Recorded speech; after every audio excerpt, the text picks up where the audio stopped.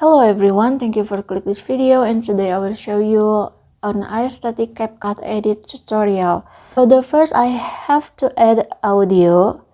You can click add audio here and then click sounds and choose the sounds. I will choose under the beat and then I click dark soul. And after that I have to make the beat. Click on it and then click match cut. We can hear the sound and adding the beat.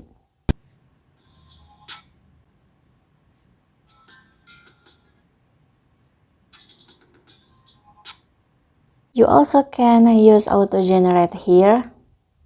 Then choose the option of beat 2 and beat 1.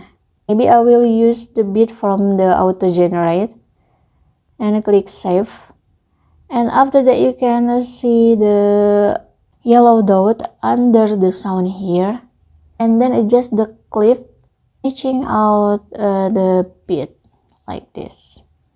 Don't forget to cut the sound. Click on it, then click split, and after that click delete, and then we have to add a transition. You only click on the button here. Choose the transition. I will choose this one and click apply to all and save, and then I click on the clip and then click animation and click combo, and after that choose choose distortion and then click save and apply the animation to all clips, and this is the result.